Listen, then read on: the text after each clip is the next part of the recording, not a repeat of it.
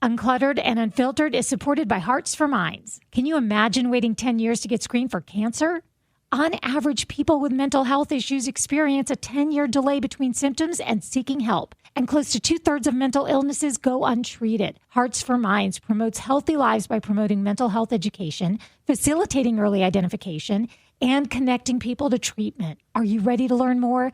Go to heartsforminds.org. That's hearts, the number 4, minds.org for more information or to learn how you can help. Welcome to Uncluttered and Unfiltered, the podcast urging you to let it go and don't look back. With nationally acclaimed professional organizer Christine Stone and self-proclaimed hot damn mess radio and TV personality Eden Kendall.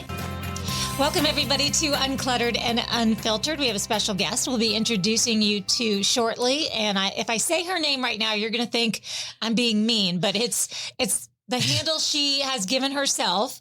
And we'll introduce you to Amy in just a moment. Fat to Fit Amy P is what she goes by on Instagram. You're going to meet her and hear her story. It's so inspiring. Yes. But first of all, how was your weekend, Christine? I know you did a little girl time. Well, couples time. It was actually couples time. And I don't do resolutions. We've talked about this before because I don't believe they last past, a few weeks.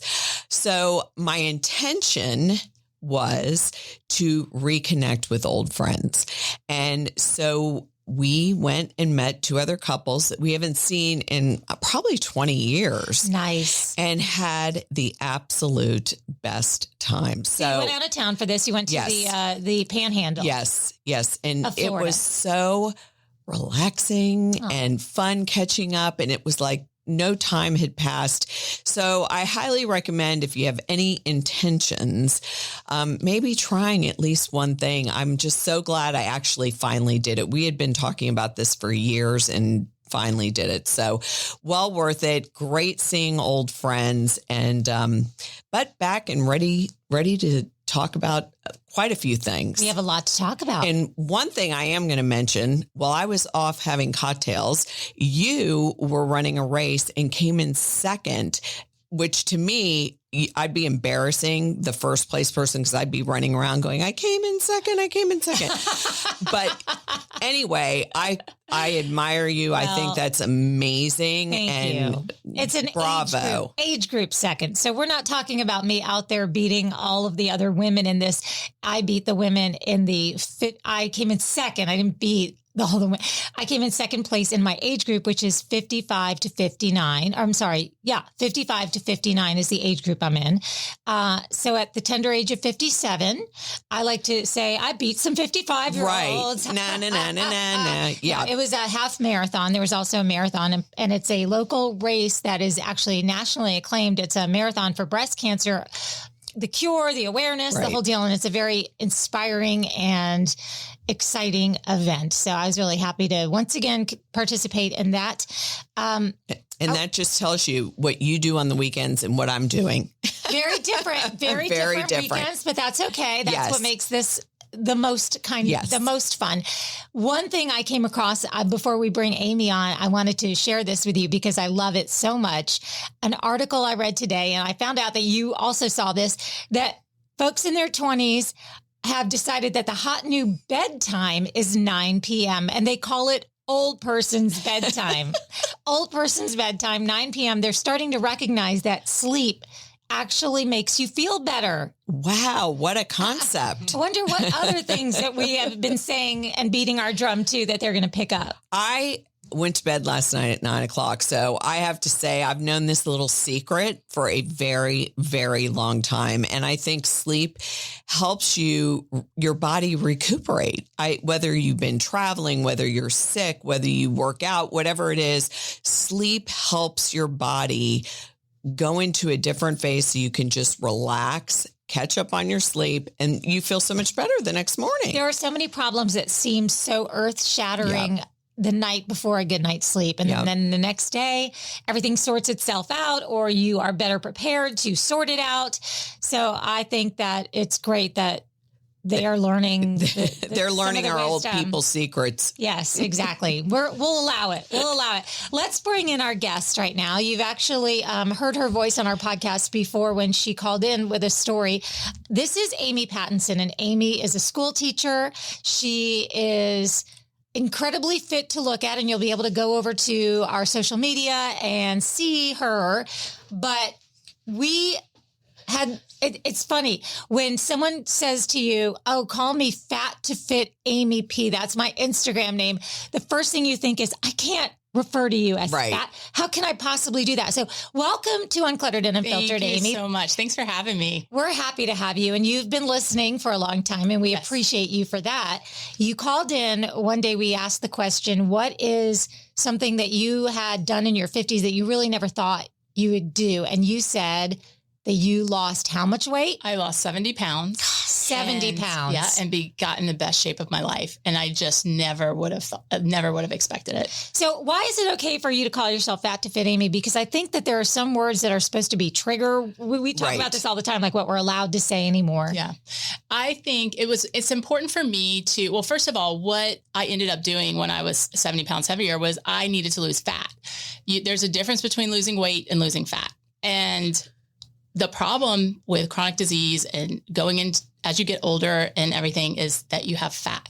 And so if you're overweight, you need to get rid of fat. And I think growing up as a child, I grew up in a house that everyone was pretty much overweight and we just didn't eat well, but we weren't allowed to say the word fat, which I think just bred into a denial. Like when you're really heavy, you can blame it on your age. You can blame it on your hormones. You can blame it on everything and deny what it really is. And for me to get healthy, I had to take some responsibility in accepting that I was the reason that I was 70 pounds overweight.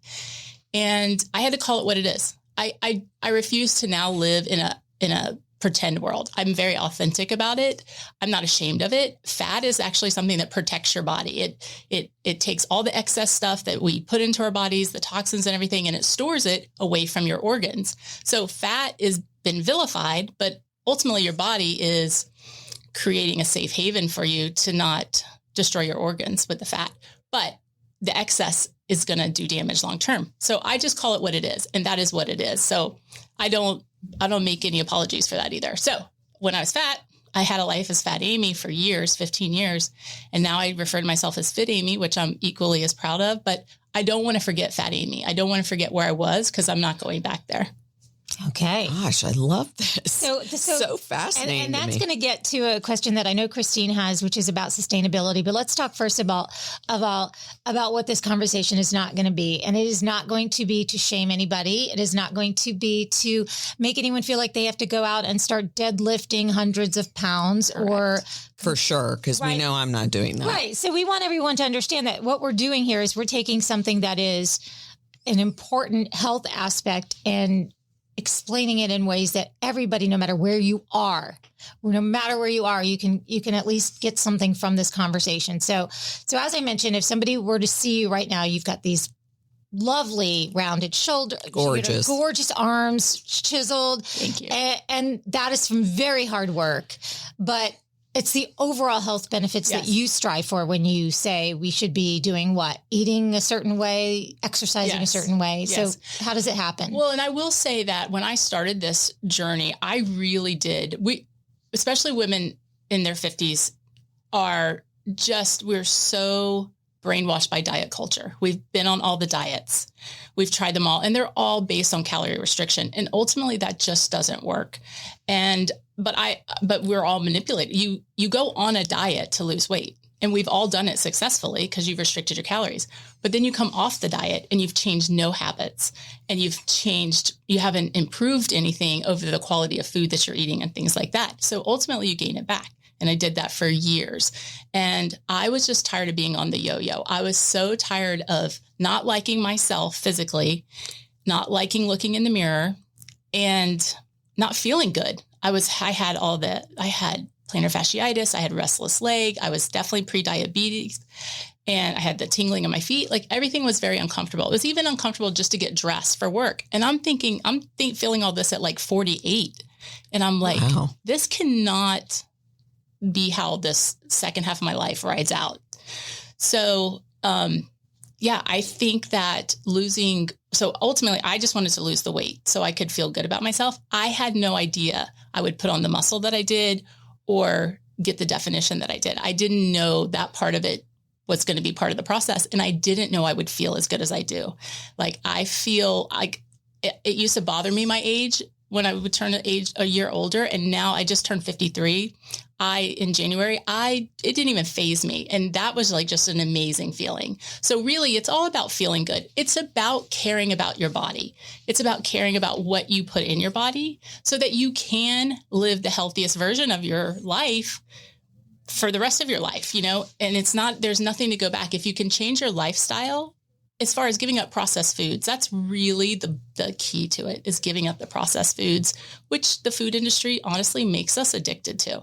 But ultimately, you have to come to terms with that, and you have to decide, I got to beat this. So I'm going to play the devil's advocate a little bit here. So with the drugs like Ozempic and Wegovy and all these, drugs.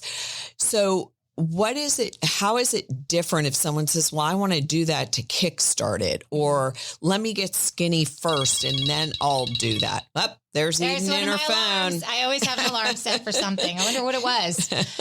I wonder where I'm supposed to be right now, but I wouldn't want to be anywhere but here. But that's a great question, though, because it is so in the public eye right now. And available. And available. Yes. And it is the trend. And what saddens me about it is that Ozempic absolutely works. It will let you lose weight very quickly. It is a profound appetite suppressant. However, you're going to lose muscle. You're going to lose muscle faster than you're going to lose fat. I've seen that a lot too. And that's damaging, especially for women over their 50s, where we naturally lose 1 to 3% of our muscle mass when we're not using it.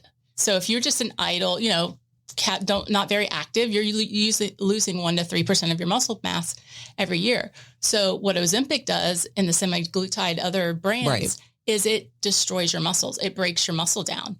And so, you're going to get smaller, and the scale is going to say what you want to say, and your clothes are going to get fit better, but you're going to lose what foundationally makes up your body. And that's why, I don't know if you've heard about the Ozempic face. And Ozempic butt. Yeah. And that to me would turn me off because my butt's already gone way down south. What's Ozempic face though?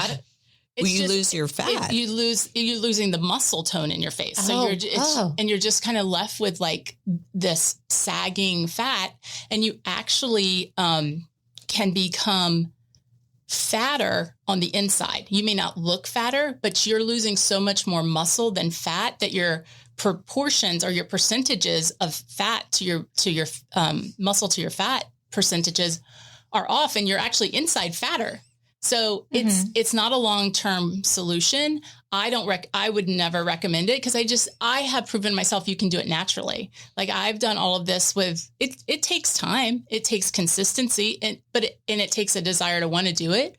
But I would not give anything for the fact that I proved to myself I could do this naturally. Right. And it's just an affirming thing. It makes you confident. It makes you feel better. Like, I don't think I've ever been this confident in my life. Like, if I was thinking about this before I came in here, just looking over my whole life, to be like 53 and feel the best I've ever felt in my life and about myself, it's just like astonishing. Yeah. Was there a rock bottom point? Yes. What was it? It was, I just remember I had just, for 15 years, I can just remember 15 years of just slowly putting on, 4 to 5 pounds a year, but it just adds up. And you look in the mirror one day and you're just like, or you look in the mirror a lot of days and you're just like, this is out of control. But, again, you can make an excuse for anything. And I don't want that to sound harsh, but I had to come to terms with that. But my mother was sick. I took care of her. I have a special needs brother that came to live with me after she passed. And all of those things, I could say that's why I was eating fast food, and that's why I was eating on the run and all of that. And you are under stress. And I can blame all those things, but ultimately I still made those choices. And that's the hard part. That's the part you have to face. But once I did that, which I did probably 6 months into my program after I lost 40 pounds, I started really going, okay, it's time to really figure out why you put on all that weight, And so I had to become really responsible and take radical responsibility for where I was at. Wow. So I want to defer to Christine with some more of her questions, and then I have a few more myself. But go ahead.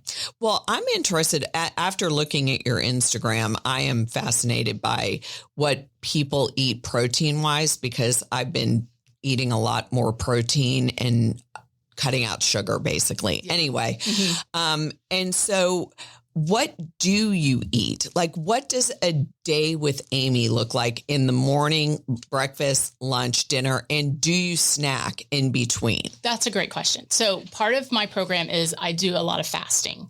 So it's rare that I eat 3 meals a day. I just don't feel like I need them. And I definitely don't snack. So is it like keto?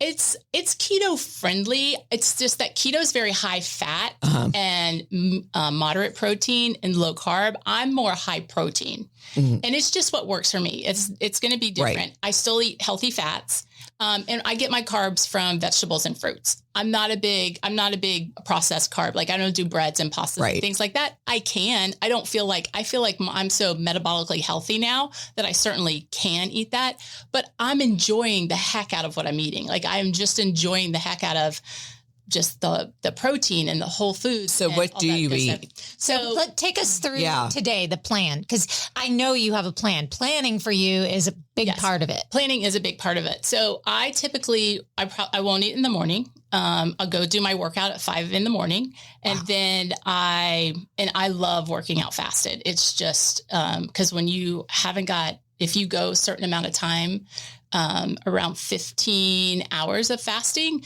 growth hormone will release, and you power through your workouts, and it's amazing. So I love doing that. So I don't usually eat. And then I go to school right after I get done working out and showered and changed and all. I get to school about 6:30, and literally teaching a 4th grade class, I don't have a second to myself. No. So it's so easy for me to power through, or I'm not even powering through. I'm just busy. I don't even think about food. And so when I get home, usually around 3:30, somewhere between 3:30 and 5, I will make a lovely dish of either salmon or grass-fed steak. Wait, you didn't eat lunch? I didn't eat lunch. I just go right through that. Fascinating. And that's not for everybody, but that's just, it works for me. And so I'll eat grass-fed steak or some grass-fed burgers. And then I usually will put it on a salad, or sometimes I'll just eat an avocado with it and some eggs. Sometimes I'll just do all protein and fat. And then usually, like on the weekend, I'll do more of, I may have breakfast once in a while, but mostly I'm going to go until like 1 or 2 o'clock and have lunch. And again, it's going to be a steak, it's going to be veggies, and it's just going to be whole foods, which is what I love to eat. So I have one other question. So what about the woman out there that's listening that isn't staying busy all day? She's retired. She works maybe just part-time, because I find when I'm home, it's harder not to keep opening that refrigerator door. I mean, yeah, that's a great question too. Well, and fasting's not for everyone. Like, fasting lifestyle, you have to build that. You have to start kind of ground zero, and you start with a little intermittent fasting, and then you can go longer and longer.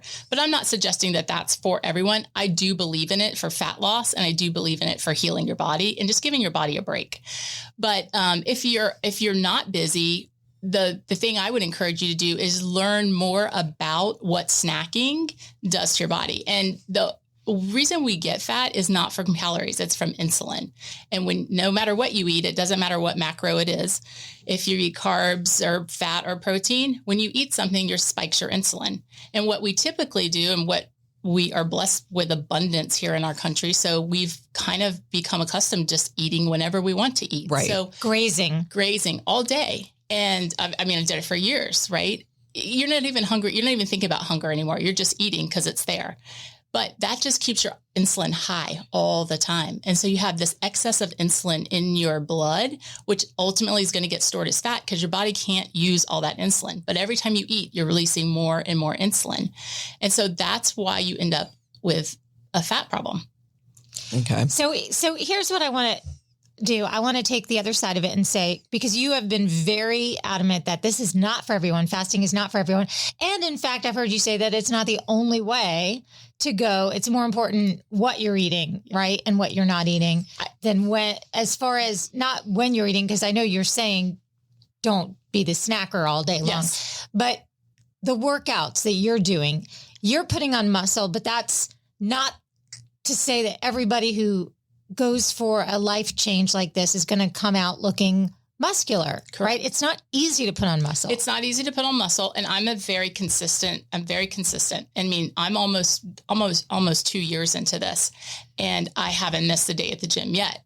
And that's not for everyone. I am extreme for sure. That's what I was going to say. You know, a lot of people, when you're extreme, the sustainability after you're done with looking great and losing all the weight, that's what I think people struggle with. Then they're like, I'm going to have those French fries just today. Yeah. I'll go back, you know, and then it's just like the snowball effect. Yeah. You know, so what is the sustainability like? Just keeping it high the whole time of what? I think it's just, I personally love the gym. Like, I find it to be a very mentally, a place to just almost relax, you know, and I love challenging myself. And I feel like going through this transformation, I really just discovered who I was, which I think this is who I'm supposed to be. Like, I feel like I could have been an athlete all of this time, but that just wasn't the road that either my parents pushed me or I pushed myself. I accepted just traditional roles of what a girl was supposed to do. But now I feel so comfortable doing this. But as far as sustainability, the thing about fasting that I encourage people to do is, I understand it's not for everyone. It's a mental thing. Like, you have to think that you can do it. When I called my coach and signed up for this, the first thing I told him was, I'm a lost cause. I'm addicted to food, and I don't think you can help me, but I am tired of feeling this way. This is my last shot, because I was either going to decide that I was going to be fat and just be fat, or I was going to do something about it. I was very tired of waking up every Monday morning and starting a new diet. And then, like, Monday afternoon, something bothered me, so I ate something and I blew it. But I did that for years, you know, and I was just so tired of wanting to be better, but not doing enough about it. So I told him I was a lost cause. I was addicted to food. I don't think I can do this. But simply what I did was, by getting accountable with somebody else, because I'd already given up on my own ability to be accountable to myself, I was now paying someone to help me be accountable, and it worked. Like, the competitiveness in me came out, and I never wanted to fail at whatever my challenge was. And I started off with a 15-hour fast or a 16-hour fast, and it slowly got more and more. But what it proved to me was I can control. I'm not addicted to food. I can control food. And so then you start opening yourself up to all the mental positivity that comes with that. And when I realize that I can control this, then I take it a step further and realize what I need to look at food as something to fuel my body, not something to just abuse because it's there. Like, I want to use it to fuel my body, to make me not have chronic disease, to make me not have diabetes, to make me have muscle, so that when I am older, I look at the sweet little ladies in the gym and I'm just like, you know, they are precious, but I don't want to be that. I mean, they're like, some of them are starting at 70, which is great, but you've got a long way to go. You know, like, you're not going to necessarily get the muscle. So I feel like the timing was just right for me. And for sustainability, so fasting, to get back to your question, fasting is free. It doesn't require any time other than, you know, it's amazing how much more productive your life became, which that was something, because prior to that, when you're planning 3 meals a day, or you're either thinking about it, you're preparing them, or you're going to the store to buy them, and you can eliminate a lot of that and just become a lot more productive.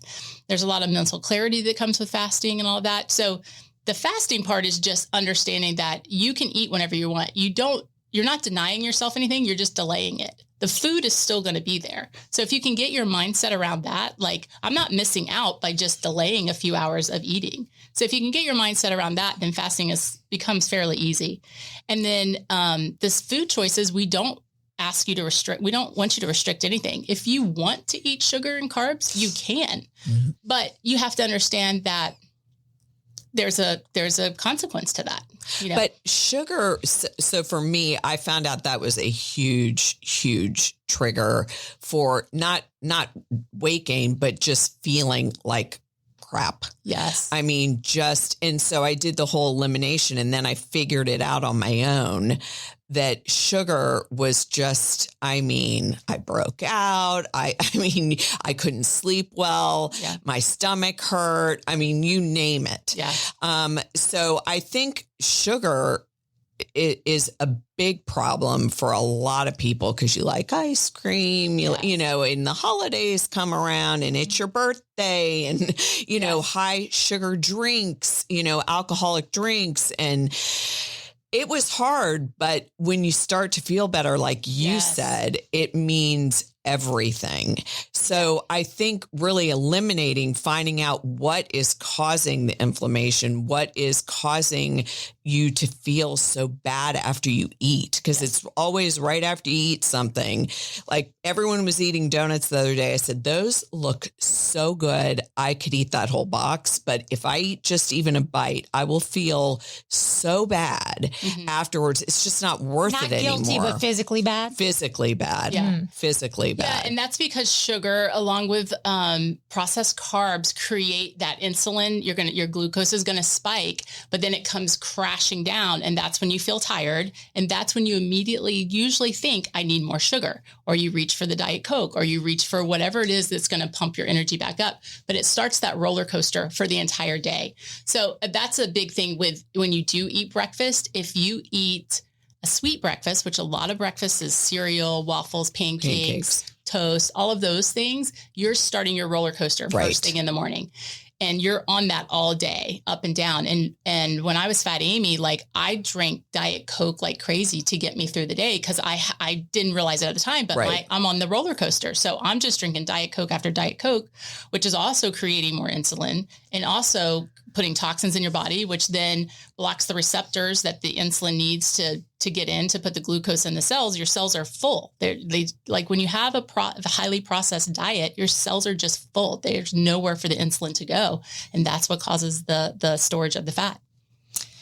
Wow, this has been fascinating. It is fascinating. What do you say to somebody listening right now who's like, this is a lot? She seems way too motivated for me. Not a lifestyle that I could jump right into.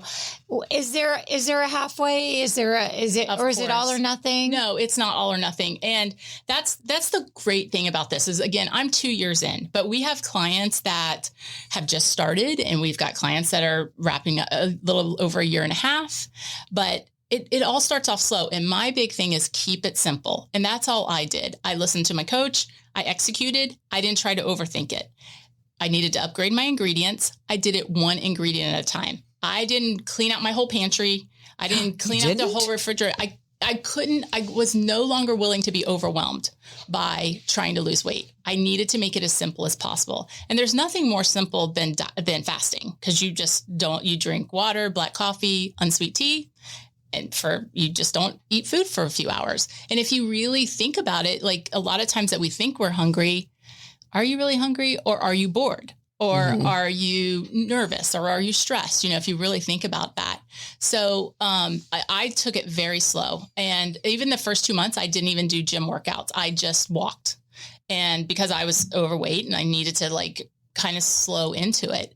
But then once you start getting those results very naturally, which again, I'm very proud that I just did it very naturally. Like, I think that's huge in diet culture, because it's such a negative culture out there to restrict and to just be hard on yourself and try to do it as fast as possible. And the other key to my success was just being patient and just enjoying that process of losing the weight, knowing I'm doing it. What else am I going to do? I'm 2 months in, maybe I was down 15 pounds, but what else am I going to do? Am I going to go back to eating processed food? It became very clear to me that this was the way forward as far as being very thoughtful about my food choices.